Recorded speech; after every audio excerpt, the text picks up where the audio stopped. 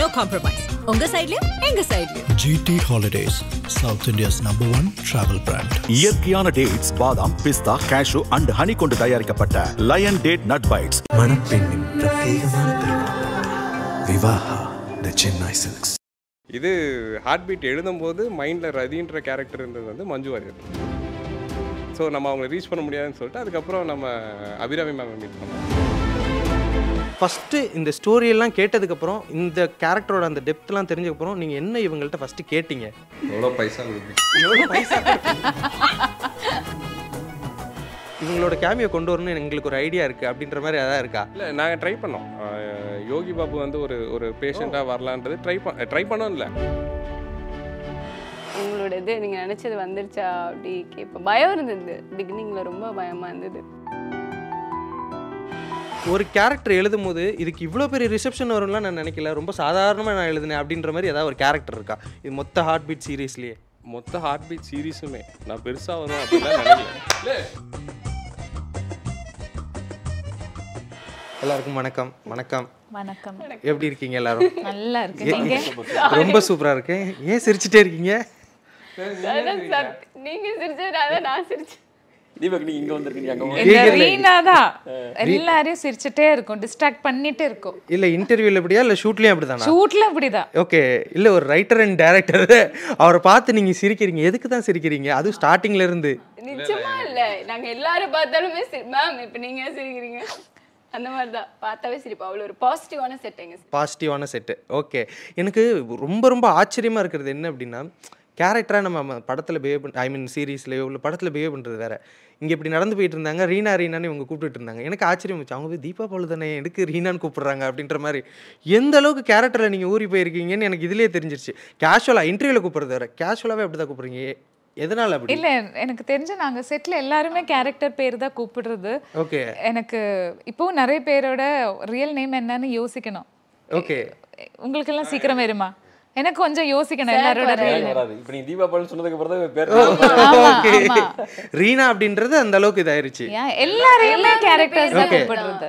Save பண்ணியிருக்கிறது கூட அப்படிதான் சேவ் பண்ணியிருக்கோம். என் பேர் அனுமோல்னு நிறைய பேருக்கு தெரியாது. செட்ல நீங்க லைட் அண்ணா கிட்ட எல்லாம் கேட்டனா அவங்களுக்கு எல்லாம் ரதி தான்.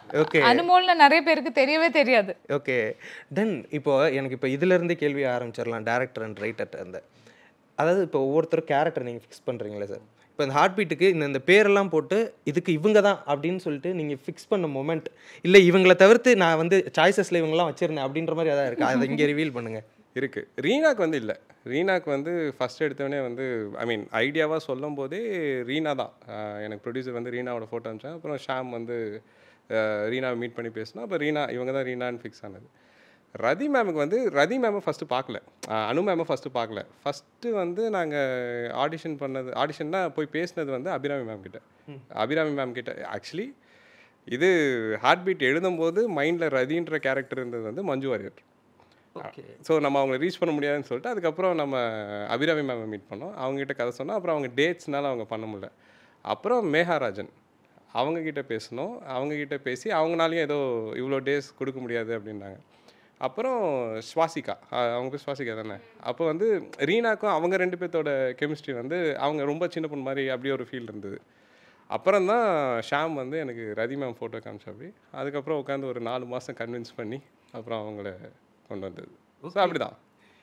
ஆக்சுவலி இவ்வளோ சாய்ஸஸ் இருக்குது. இதுக்கு முன்னாடி சொல்லியிருக்காரு அவங்க இத்தனை சாய்ஸஸ் இருந்திருக்கு அப்படின்னு சொல்லிட்டு. ஓகே மேம், இப்போ வந்து நீங்கள் படத்தெல்லாம் விட வெப் சீரிஸில் நீங்கள் அவ்வளோ பெரிய ஃபேம் அடைஞ்சிருக்கீங்க. அதாவது இப்போ அயலியாக இருக்கட்டும், இதாக இருக்கட்டும், இது எந்த அளவுக்கு சந்தோஷமாக இருக்குது உங்களுக்கு? ரொம்ப சந்தோஷம். என்னன்னா இவ்வளோ ஃபிலிம்ஸ் பண்ணியும் எனக்கு audience response and audience love வந்து நிறைய வருது. அது சோஷியல் மீடியா இப்போ ரொம்ப எல்லாரும் யூஸ் பண்ணுறதுனாலையா எதுனாலேன்னு தெரியாது, பட் அவ்வளோ ரெஸ்பான்ஸ், அவ்வளோ லவ், அவ்வளோ சப்போர்ட், அது எப்போவுமே சந்தோஷம் தான். கண்டிப்பாக. இப்போது ரீனா அப்படின்ற அந்த ஒரு கேரக்டர், அதாவது ஒரு சென்டர் ஆஃப் அட்ராக்ஷன். எதுக்கு மேம் சிரிக்கிறீங்க? இதுக்கு கூட ஒரு சென்டர் ஆஃப், அதாவது வந்து ஒரு மெயின் லீட் கேரக்டர் அப்படிங்கும்போது அதை கேரி பண்ணுறது நீங்கள் செம்மையாக அழகாக பண்ணிருக்கீங்க. அப்படிங்கும்போது இப்போ இதை இவ்வளோ நம்பிக்கையாக உங்களை வச்சு அவங்க பண்ணுறாங்கும்போது ஃபஸ்ட்டு இந்த ஸ்டோரியெல்லாம் கேட்டதுக்கப்புறம் இந்த கேரக்டரோட அந்த டெப்த்லாம் தெரிஞ்சதுக்கப்புறம் நீங்கள் என்ன இவங்கள்ட்ட ஃபஸ்ட்டு கேட்டீங்க? எவ்வளோ பைசா கொடுப்பீங்க? ஓ, நான் தான் லீடா, எனக்கு அப்போ எவ்வளோ சம்பளம் அப்படின்னு தான் கேட்டிங்களா? இல்லை அப்படிலாம் கேட்கல. ஓகே நானா கேட்டுப்பேன் தீபக் சார் கிட்ட கேட்டுப்பேன் சார் ஓகே அவங்களுக்கு அப்படின்னு கேட்பேன் உங்களோட இது நீங்க நினைச்சது வந்துருச்சா அப்படி கேட்பேன். பயம் இருந்தது பிகினிங்ல, ரொம்ப பயமா இருந்தது. ஓகே நம்மள வச்சு லீடா எழுதுறாங்க உண்மையாவா அப்படிலாம் எனக்கு பயம் இருந்தது. எப்படி போகும்போது ப்ரோமோலாம் எடுக்கும்போது எனக்கு பயங்கர பயமா இருந்தது. அதெல்லாம் நிறைய டேக் போச்சு. ஓகே சார், இப்போது வெப் சீரிஸாக இருக்கட்டும், சீரியல்ஸாக இருக்கட்டும், மோஸ்ட்லி ஒரு ஃபேமிலி ஓரியன்டாக இருக்கும், ஜஸ்ட் இல்லைனா லவ் பிட்வீன் 2 மெம்பர்ஸ் அப்படின்ற மாதிரி இருக்கும்ல. அதை தாண்டி ஒரு ஹாஸ்பிட்டல் அட்மாஸ்பியர் இதெல்லாம் ரொம்ப புதுசு. இப்போ நீங்கள் அதை வந்து கன்வின்ஸ் பண்ணணும், ஆடியன்ஸுக்கு ஃபஸ்ட்டு அதை பற்றின ஒரு தெளிவு கொடுக்கும். இந்த மாதிரி ஏகப்பட்ட சிக்கல் இருக்கும்போது ஓகே இந்த மாதிரி ஹாஸ்பிட்டல் அட்மாஸ்பியரில் ஒரு வெப் சீரிஸ் நம்ம பண்ண போகிறோம் அப்படின்ற அந்த ஐடியாவே எந்த அளவுக்கு ஸ்ட்ராங்காக இருந்தீங்க? ஓகே இது கண்டிப்பாக மக்கள்கிட்ட போய் சேரும், நிறைய பேர் இதுக்கு ஒரு ஆக்சுவலி ஃபஸ்ட்டு 16 தீபக் தான் எடுத்தாப்புல. ஓகே சீசனோட ஃபஸ்ட்டில். ஸோ செட்டப் பேஸ்மெண்ட் கரெக்டாக பண்ணிட்டாங்க. ஸோ அதுக்கப்புறம் தான் நான் வந்தேன். ஸோ அதனால் எனக்கு கொஞ்சம் ஈஸியாக தான் இருந்தது. ஃபஸ்ட் சீசனை பற்றி எனக்கு பெருசாக பேடன்லாம் இல்லை. தீபக் நல்லா செட் பண்ணி வச்சிருந்ததுனால நான் அப்படியே கன்டினியூ பண்ணேன். போய் கொண்டு போய் நிப்பாட்டினேன், அவ்வளோதான். ஸோ நான் அது எனக்கு பெருசாக பிரச்சனையே இல்லை. இது என்னன்னா ஃபஸ்ட்டு ஹாஸ்பிட்டலுக்குள்ளே ஒரு கதை அப்படின்லாம் எழுதலை. ஹாஸ்பிட்டல் இருந்தது, அதுக்குள்ளே கதை வேணும்னு தான் கேட்டாங்க. அதாவது ஹாஸ்பிட்டலுக்குள்ளே ஒரு ஸ்டோரி சொல்லுங்கள் அப்படின்றதுனா அதில் ரதிரீனா கதை பண்ணது அப்படி தான் நடந்தது. ஓகே இப்போது இந்த ஹார்ட் பீட்டில் இருக்கிற இந்த சில கேரக்டர்ஸே வந்து இப்போ அடுத்தடுத்து படங்கள் இந்த மாதிரிலாம் ரீச் ஆகிட்டு போயிட்டுருக்காங்க. அது எந்தளவுக்கு உங்களுக்கு சந்தோஷமாக இருக்குது? உங்களோட அந்த கேரக்டர் டெப்த் அப்படிங்கிறது நிறைய பேருக்கு ரீச் ஆனது வந்து அவங்களுக்கு ஹெல்ப்ஃபுல்லாக இருக்குல்ல? அது ரொம்ப சந்தோஷமாக இருக்குங்க, ரொம்ப சந்தோஷமாக இருக்குது. எனக்கு நேற்று அர்ஜுன்லாம் ஃபோன் பண்ணி சொல்கிறப்போ வந்து இது ஃபஸ்ட் டே ஷூட் முடித்தேன் சார் அப்படின்லாம் சொல்லும்போது அவ்வளோ சந்தோஷமாக இருந்தது. அண்ட் அதுதானே எல்லாருமே அந்த தேட்டர் வைப்புக்கு தானே எல்லாம் ஏதோ ஒன்று பண்ணணும்னு நினைக்கிறோம்ல. ஸோ அது ஒருத்தருக்கு இந்த பிளாட்ஃபார்ம் அது ஹெல்ப் பண்ணியிருக்கு, நம்ம கதை அது ஹெல்ப் ஆகிருக்கு அப்படின்னா சந்தோஷம்தான். கண்டிப்பாக. இப்போது ஒரு சின்ன வந்துட்டு ஒரு ரேண்டம் சாட் அப்படின்ற மாதிரியான ஒரு ரவுண்டு, அதாவது வந்துட்டு எதை வேணால் நான் கேட்பேன், அதுக்கு நீங்கள் எப்படி பதில் சொல்லிடுங்க. அப்படின்னா ஜஸ்ட் இதை பற்றி ஒரு கேரக்டர் எழுதும் போது இதுக்கு இவ்வளோ பெரிய ரிசெப்ஷன் வரும்லாம் நான் நினைக்கல, ரொம்ப சாதாரணமாக நான் எழுதுனேன் அப்படின்ற மாதிரி ஏதாவது ஒரு கேரக்டர் இருக்கா இது மொத்த ஹார்ட் பீட் சீரீஸ்லேயே?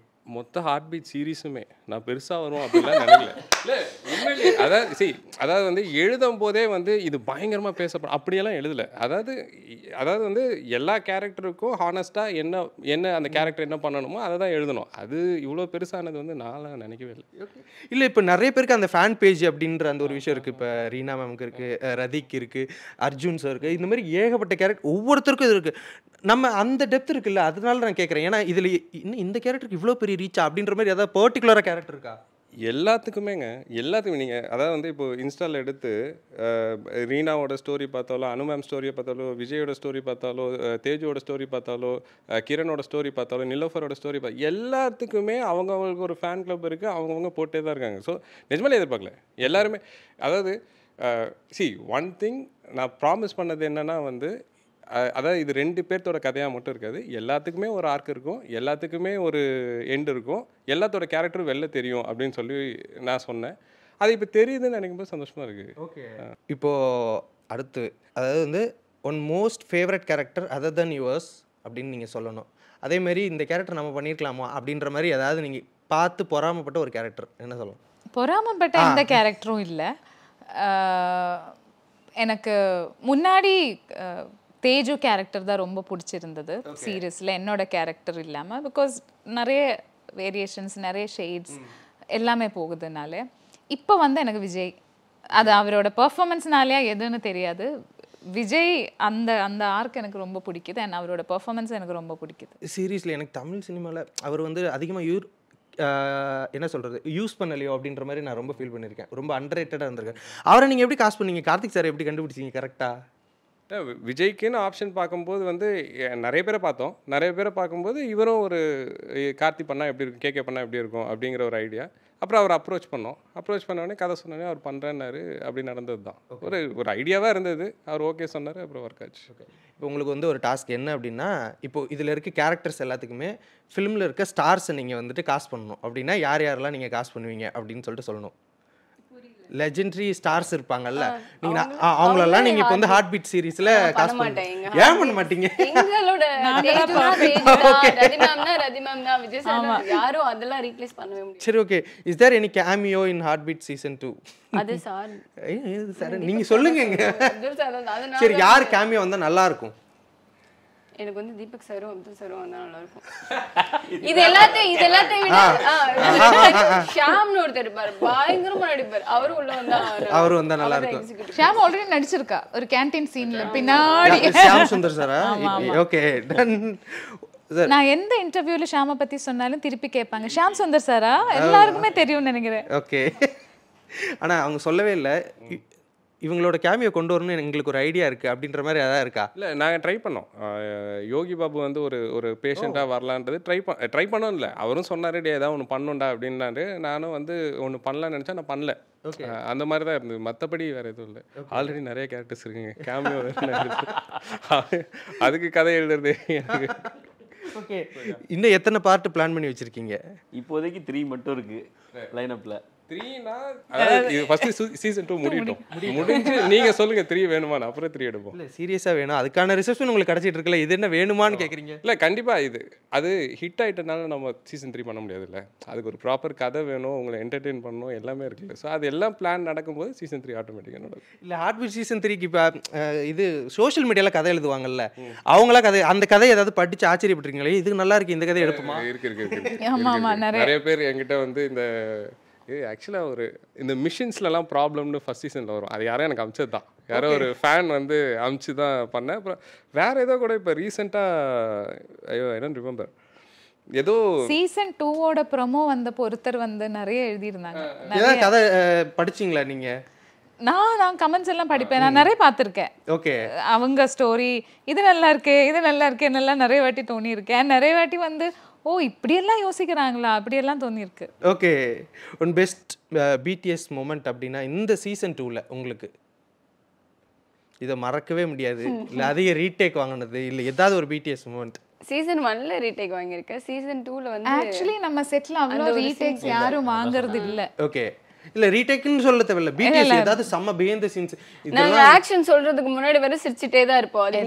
எல்லாமே அப்படிதான் இருக்கு. சீன் பேப்பர் படிக்க மாட்டீங்க?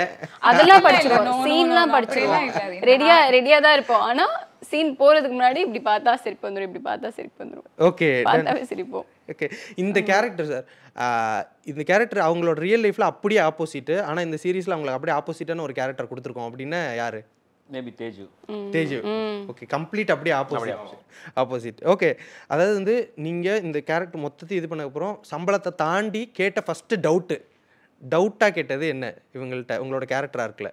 உண்மையாவே நான் தான் அப்படிதான் நிஜமா நான் தான் பண்றேனா அப்படி கேட்டு. ஏன் இப்படியே சொல்லிருக்கீங்க நீங்க? நிஜமா நான் தான் பண்றேன்னா நான் இந்த கேரக்டர் அது நம்ம இல்லைங்க, நமக்கு ஒரு டக்குன்னு நம்ம யூடியூப் பண்ணியிருக்கோம், அடுத்து நம்மளை வச்சு ஒரு லீடா ஒரு பெரிய ஹாட் ஸ்டார்ல வந்து பண்றாங்கிறப்போ ஒரு லீடுங்கிறப்ப நிறைய பெரிய ஆர்டிஸ்ட்லாம் இருப்பாங்கல்ல, அவங்க தானே மேக்ஸிமம் பண்ணுவாங்க. நிறைய ப்ராஜெக்ட்ஸ் வந்து ஓகேன்னு சொல்லி எண்ணில் போயிட்டு வேற ஆள் மாற்றிடுவாங்க, அந்த மாதிரிலாம் நடக்கும்ல. ஸோ அந்த மாதிரி ஒரு பயம் நடந்திருக்குமா சார்? இடையில ஐடியா இருந்துச்சு, அந்த மாதிரி ஐடியா வந்துட்டே தான் இருந்தது. ஆனால் ரீனா அதெல்லாம் பீட் பண்ணி கடைசி ரீனா எந்த மொமெண்ட்ல வந்ததுன்னு ஏதாவது சொல்ல முடியுமா? அதாவது எப்படின்னா, இப்போ ஒரு கேரக்டர் செலக்ட் பண்ணதுக்கு அப்புறம் கூட ஷாமு ராஜா சார் என்ன பண்ணுவாங்கன்னா ஃபோட்டோஸ் அனுப்பிச்சிட்டே இருப்பாங்க. அப்போ ஒருத்தர் ஞாபகம் இருக்குல்ல, ஒருத்தங்களை பார்த்துட்டு இந்த மாதிரி இவங்களை வேணா நம்ம ரீனாக்கு ஆடிஷன் பண்ணி பார்க்கலாமே அப்படின்னு சொல்லி, ஆனால் அவங்களுக்கு எல்லாம் அப்ரூவல்லாம் கொடுத்தாச்சு. அப்ரூவல்லாம் கொடுத்து நீங்கள் தான் பண்ணுறீங்க அப்படின்னா அப்போ ஒரு பண்ணலாமா அப்படின்னு இருந்தது. அப்புறம் இல்லை வேணாம், சரி நம்ம தீபா வச்சு போகலாம் அப்படின்னு சும்மா சொல்கிறேன். பட் ஆனால் தீபா தான் பர்ஃபெக்ட் சாய்ஸ். இவருக்கு பதில் இவர் அப்படின்னு ஹார்ட்பீட் 3ல யாரையாவது எதிர்பார்க்கலாமா? அப்பெல்லாம் இல்லை, அப்படி இருக்காது. அப்படிலாம் எதுவுமே இருக்காது. ஓகே, நானும் ஏதாவது ஒரு கண்டென்ட் கொடுத்துருவாங்க போய் போட்டுடலாம் தம்ப்நெயில்னு பார்த்துட்டு இருக்கேன். ஓகே, ஃபர்ஸ்ட் அப்ரிஷியேஷன் இந்த சீரீஸ்க்கு இவங்கள்ட்ட இருந்து வந்தது எங்களுக்கு ரொம்ப பெரிய ரிசப்ஷனாக இருந்தது அப்படின்னா யாரை சொல்லுவீங்க? என்னைய பார்க்குறீங்க? ஆடியன்ஸ் தான். ஆடியன்ஸ் இல்லை, ஆடியன்ஸை தாண்டி இது ஒரு கால் நமக்கு வந்ததா இருக்கட்டும், அது மாதிரியான ஒரு மொமெண்ட் ஏதாவது ஒன்று இருக்கும்ல ஃபர்ஸ்ட்? எனக்கு யாரும் பண்ணல, உங்களுக்கு தாங்க பண்ணியிருப்பாங்க. அந்த மாதிரி ஏதாவது கால் வந்தது, ஏதாவது மறக்க முடியாத ஏதாவது இருக்கா இந்த ஹார்ட் பீட் ரிலேட்டடாக ஏதாவது வந்த ஒரு கால்? நிறைய தம்ப்நெயில் வரல. ஓகே ஓகே, இல்லை கால்ஸ் நிறைய வந்துச்சு, பட் அப்படி அவங்க எதிர்பார்க்குற அன்எக்ஸ்பெக்டடா அந்த மாதிரி ஒரு கால் எல்லாம் வரல. ஓகே, அது இப்படி ஒன்று எடுத்துக்கலாம். சேனல் எல்லாருமே ஹாப்பி. யார் ப்ராடக்ட் பண்ணுறாங்களோ இப்போ குட்டி சாரோ பாலா சாரோ அவங்களாம் இருக்காங்க இல்லையா, அவங்கெல்லாம் வந்து super super super entire team is producer is happy, Raja sir is happy. நம்ம பண்ற ஒரு ப்ராடக்ட் அதுக்கு இவ்ளோ பெரிய ரீச் இருக்குன்னு அவங்க சந்தோஷப்படுறாங்கல்ல, அதுவே நமக்கு ஹாப்பி தான். ஓகே. அண்ட் ஆடியன்ஸ் லவ்வும் ரொம்ப வந்துச்சு. அதெல்லாம் நான் எக்ஸ்பெக்ட் பண்ற எவ்வளோ டபுள் வந்துச்சு. ஓகே தென் இப்போ வந்து இது என்னன்னா ஹார்ட் பீட்டை வந்து இப்போ இந்த ஹாஸ்பிட்டல் அட்மாஸ்பியர் எடுத்துட்டு வேற ஒரு அட்மாஸ்பியர் கொடுத்தா என்னவா இருந்தால் நல்லா இருக்கும்னு நீங்கள் நினைக்கிறீங்க? புடாபெஸ்ட் போகலான்னு நினைக்கிறேன். என்னது? யூரோப்பில் எங்கேயாச்சும் ஷூட் பண்ணால் நல்லா இருக்கும். ஓகே அங்கே ஓகே யூரோப்பில் பண்ணலாம். ஏன் அடுத்த பார்த்து அங்கே போங்க, அதுக்கு ஒரு ப்ரோமோ ஒன்று ஷூட் பண்ணி போடுங்க, அவ்வளோதான் முடிஞ்சு போச்சு. ஓகே அதாவது வந்துட்டு நிறைய விஷயங்கள் பகிர்ந்துக்கிட்டீங்க. Thank you so much for coming and thank you so much for the interview. And அடுத்தது ஹார்ட் பீட் 3 காஞ்சனா சீரிஸ், அரண்மனை சீரிஸ் மாதிரி இந்த ஹார்ட் பீட் சீரிஸ் வந்துட்டு அடுத்தடுத்து வந்துட்டே இருக்கணும் அப்படின்னு சொல்லிட்டு சினி உலகம் சார்பாக வாழ்த்துக்கள் தெரிவிச்சுக்கிறேன். Thank you so much. Thank you so much. No compromise. உங்க சைடுலயும் எங்க சைடுலயும். GT Holidays, South India's #1 travel brand. இயற்கையான டேட்ஸ், பாதாம், பிஸ்தா, கேஷு அண்ட் ஹனி கொண்டு தயாரிக்கப்பட்ட லயன் டேட் நட் பைட்ஸ். மணப்பெண்ணின் பிரத்யேகமான திருமணம் விவாஹா தி சென்னை சில்க்ஸ்.